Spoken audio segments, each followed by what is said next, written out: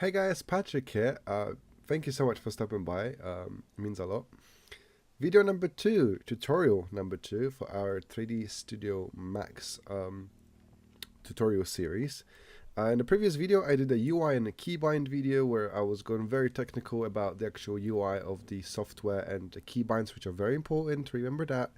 I'll probably be saying that keybinds are very important by every single video.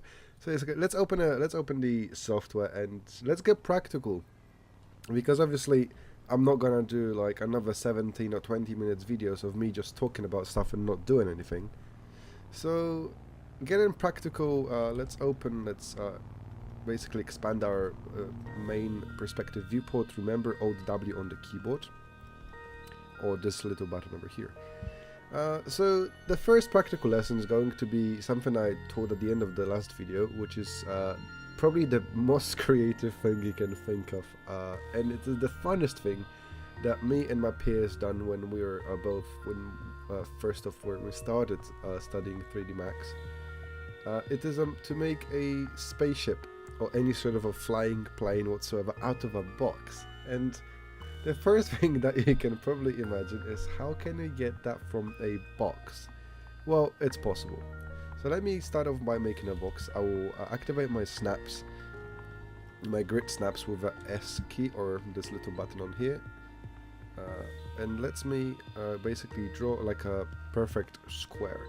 On the right hand side you can see it says length 40, width 40, so I will just leave my left mouse button and I will move it up until it says height 40 like here, and I just click left click again to finalize my selection.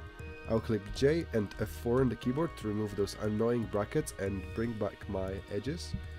I will now click on this tab over here, which is a modify tab, a modifier tab.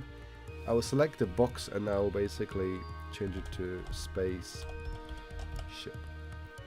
I'll also click on the green box over here, and I will select it to a black color, and I'll explain to you why in just a minute. If we would now open the material browser with M on the keyboard, or little button over here, let's select our box and select the first slot on material editor. If your material editor looks like this, select any sort of all these orbs and right click and drop all the way down to 6x4 sample windows. Select the first one or whichever you choose and hit assign material to selection, this third button, which is basically applying the texture to the selection. So what this does, guys, is that whenever we click off the actual model, it will be kind of a grey with a very nice black outlines, which helps a lot. So we will keep on with the grid for now. We'll probably get rid of the grid later on. And let's start. This is the front, this is the right side. So yeah, we want to make sure that we are kind of looking at the front of it, and you can tell this is a front by this little box over here that says front. So we're top, front, right. So we're probably gonna look somewhere like here. Alright guys, so let's select our box, and the first thing that we need to do in order to start modeling our box is right click on it, scroll down over here where it says convert to, and you want to click convert to editable poly. Now make sure it's editable poly. When I started learning Max, we were using editable mesh. I believe it was just, I think, easier or sort of an older technique.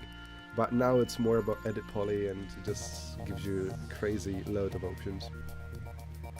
So let's select this little icon on here. So actually, let me get over this panel over here. As you can see here, in the previous video I said that all tabs have buttons and no buttons have drop-down menus and whatsoever. It goes like infinitely. So last video we did sort of like a basic standard primitives. In this video we're going to modify tab, bless you, which is basically a tab where you can assign your options to modify whatever model you have with you right now. So the main thing that you could probably see straight off is the 5 red sort of buttons, and those are your selection buttons. So you have your vertex, edge, border, polygon, and element, and you can easily get to them with clicking from 1 to 5 on your keyboard, like that. It's actually pretty useful, trust me. Yet you cannot deactivate them with your keyboard, I believe. Sorry.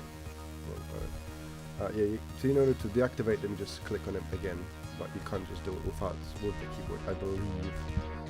So yeah, vertex are basically the corners, basically the joints between polys. Those are vertices. You've got your edges, which are the lines that hook up to the vertices. So an edge, pretty much, of your actual polygon.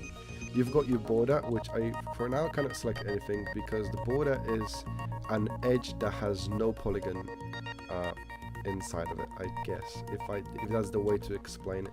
So I can show you guys by simply choosing this polygon and deleting it with delete. And now I can choose the border. As you can see over here, if I remove the grid for a second, you've got the border around it. And the reason for that is that there is no poly inside of it. If you can see like that, you have all the polys in here, but in this way it's just see-through. Looks like a room, like you can actually see in. So you can just cap it back, and we have back our polygon that we just deleted. Or we can just Control Z that action. And you've got your polygon, which selects all the polygons. A selected polygon in your model. So as you can see, box is made out of 6 sides, so 6 polygons, or 12 triangles. And you've got your element. An element selects the entire sort of a structure. But it's even if you attach the structure to another, it will only select the primitive one, so the basic one. So I'll probably pretty much get over that later on. So without further ado, let's start off with some basic modeling. We've got a box, and we probably want to expand it a little bit. So the first tool that we're going to learn about is extrude in edit polygon, sort of a main kind of a button selection here. Instead of actually clicking on extrude or button or bevel or whatever, you want to click the button next to it, which is the settings. And no, it's not really anything about turning up whatever you want to do. It is all about just having sort of a straight numbers, because if we don't do that, if we just click on extrude, we can just drag and drop it like that, moving your mouse, by holding the polygon and moving your mouse up, down, or but we don't want to do that because this isn't really precise enough. So our box is 40 wide, so we probably want to make that 40 as well. So we kind of just add in another box, and as you can see over here, you've got 2 boxes that are joined up in the middle, but in the middle there is absolutely nothing in there. They're kind of empty, so you're kind of removing those unnecessary polygons. If we would now sort of we can now use our scale tool, which is R on the keyboard, remember that. We want to scale in the middle, so once you scale by holding the middle in and moving the mouse up or down, we want to scale in maybe sorts of stuff like that. That would look pretty decent, I guess. In our views, so let's say in our left view, we can move it down a little bit, and now we have something like that, which looks nice for styles. So let's go back into selecting our polygons, or our faces. And let's expand to the back now. So we're going to extrude again, and as you can probably see, the last setting is selected, and it's always like that. It always will be that. So it's pretty decent. We want to make 2 of those settings. So instead of just clicking OK, which we could do, and then just click extrude again, extrude again, extrude again, we can just we can click on extrude once we get to basic box, and we just click once the first sort of expansion is virtually made. It's not yet selected because you haven't applied it yet. You can click this button, which is apply and continue. So it applies this button, so it's basically like, yes, I accept this choice. But you can also have another one virtually made as well. So you just click OK here, and now we have 4 boxes in total. One that has been scaled and moved down, and these this 3 over here that have not been edited yet. So for now we'll select 2 polygons, and to do that you click on one polygon, you rotate and you hold Control and you select the other. And what we want to do now is use an option called Inset, which is over here, and we kind of want to move it, yeah, I think 1 is enough for now. And what we want to do now is go to Scale Tool again and scale it on the Z-axis. So scale it down like so. And you can probably tell these are going to be the wings or whatever we decide to do with this.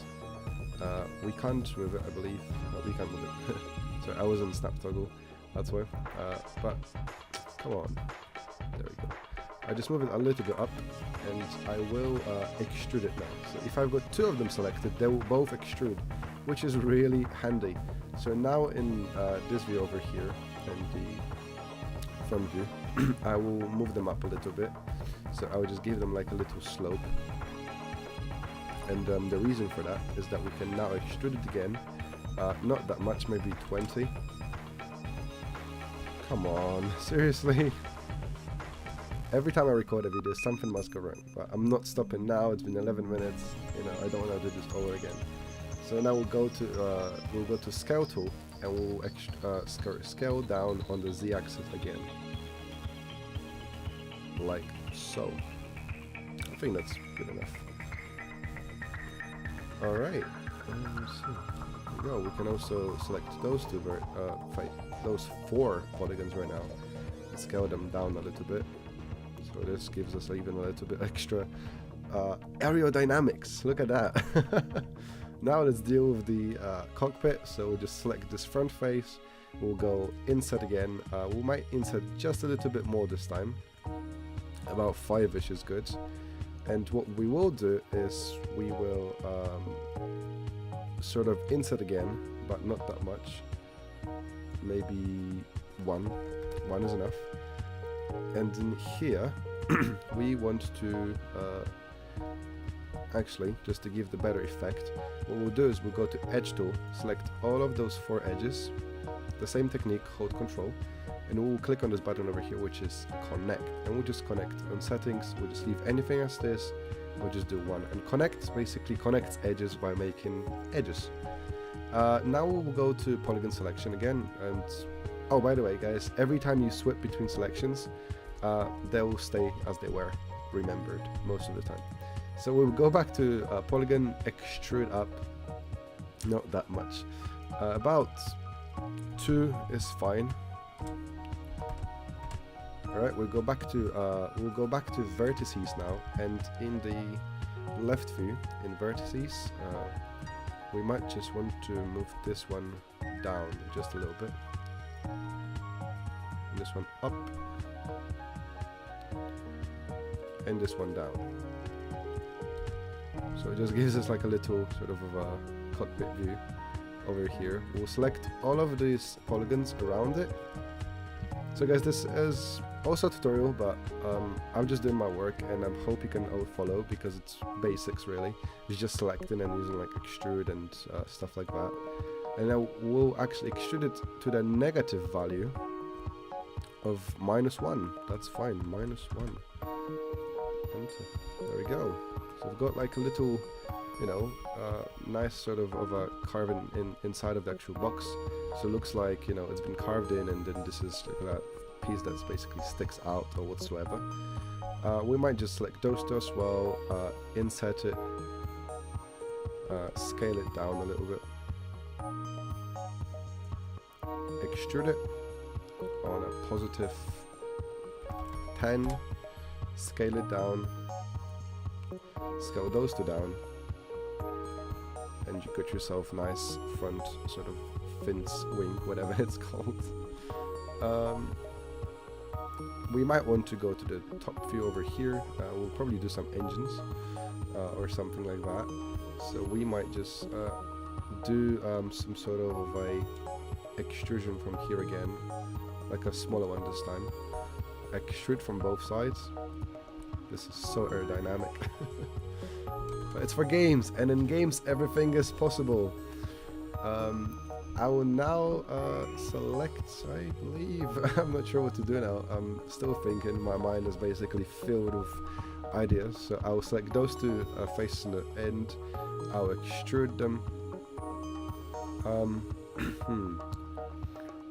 Actually, no. What I would do is I will inset both, scale them on x-axis, extrude them about 5, and extrude them again about 10.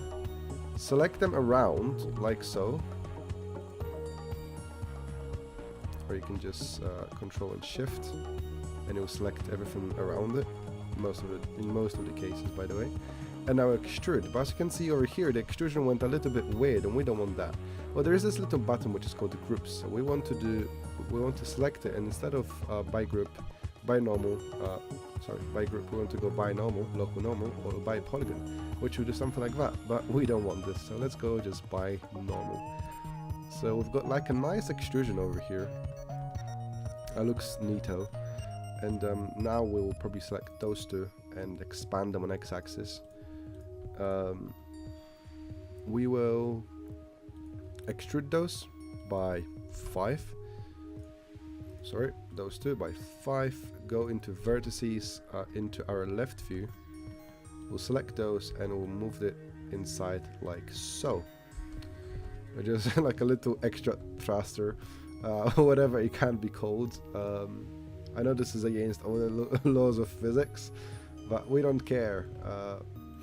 We'll inset this just a little bit, probably scale it in, like so. It's good enough. Or might just do the same thing that we did in front, so extrude it now by 5. Add some sort of, if I can find a place here, add some sort of a edge connection.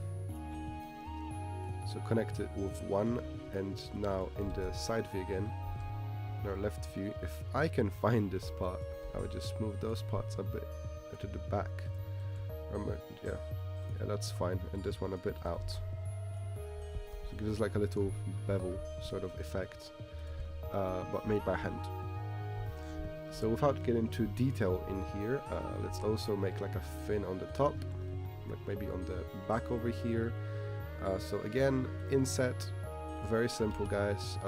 We're gonna scale it in here, extrude up, and now this is gonna be a top fin, so we probably want it to be like 20. And we'll go back to the side view, make sure we are on the vert selected.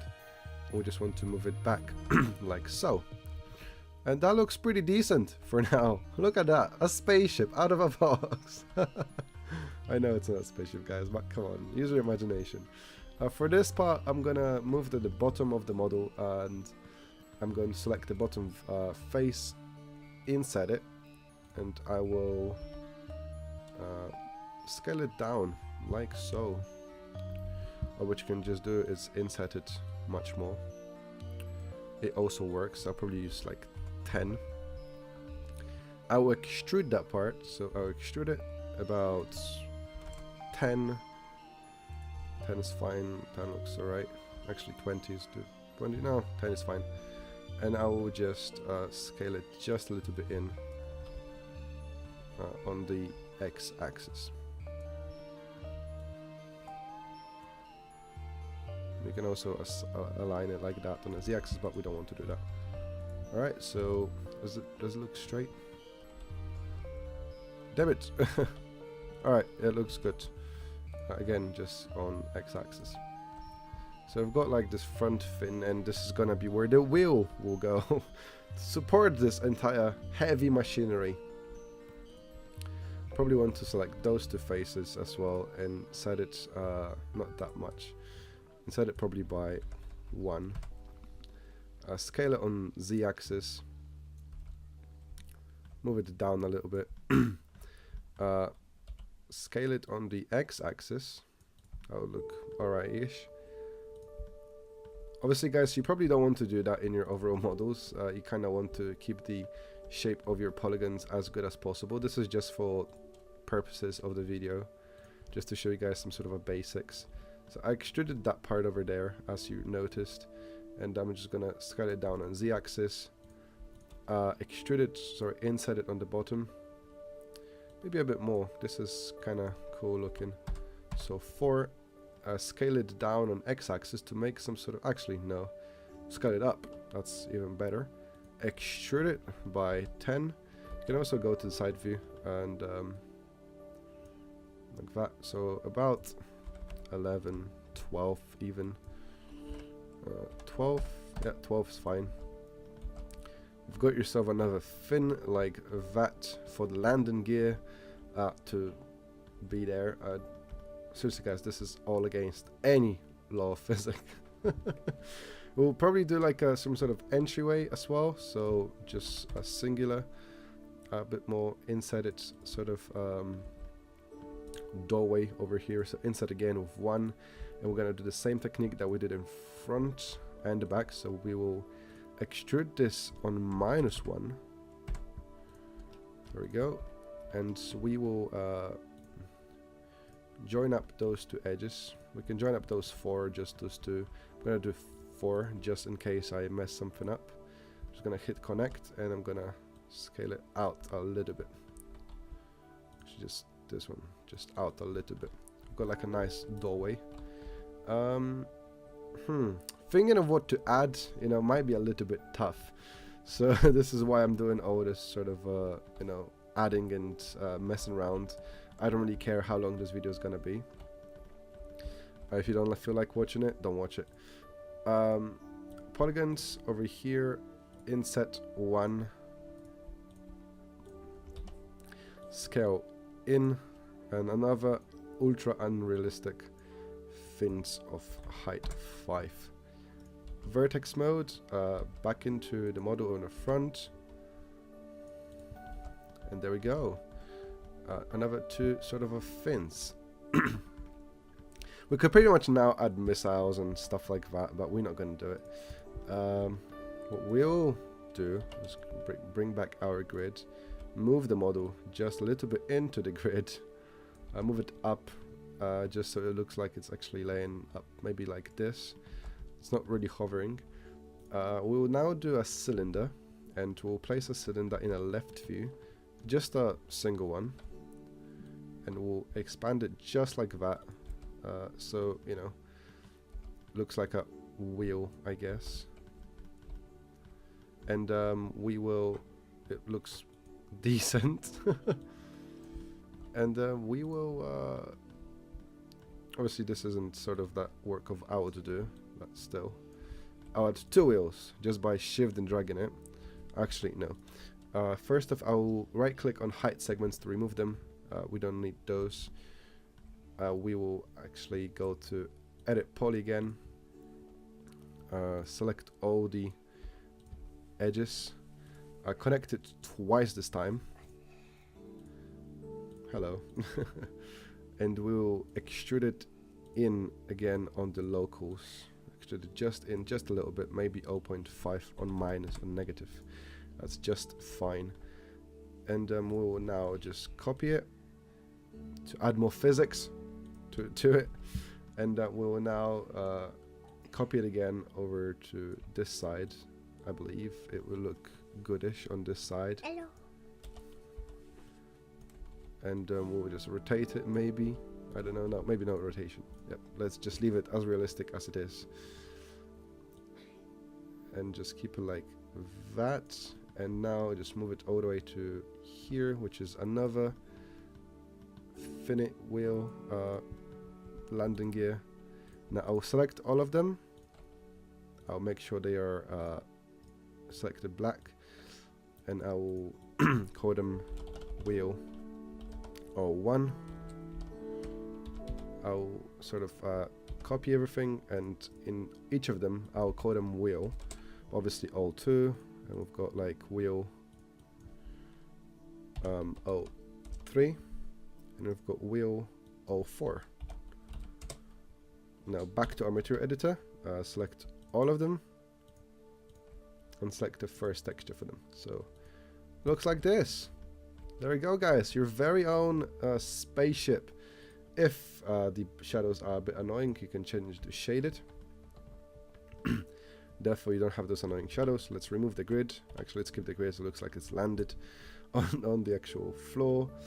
Let's quickly add some sort of a blink to it. So we'll go from the middle of it, add like a landing pad for it, and we're gonna add like a planer overall. Remove that planer all the way to the bottom, like so. Grab those two, assign them a black color, material editor, first node, first thing, and let's say landing pad, and just plain, just floor, I guess. We can now remove the the grid, and we can even go back with realistic shading. Look at that, look at this level of detail. Yeah guys, thank you so much for stopping by again. This was fun. Trust me guys, this was the when I was building my first spaceship, it was nowhere near that. And it was fun, really. It's basically open up your imagination of what you can do with a single box. And when our teacher told us that we're making a spaceship out of a box, we all laughed, but at the end it was fun. We managed to finish this project very nicely, and everybody really had fun with it. Probably in the next video I'll be doing some material work with this, so I'll show you guys how to unwrap something and how to prepare textures, or just use, or maybe we just start slow and start with material editor. And yeah, thank you so much for stopping by.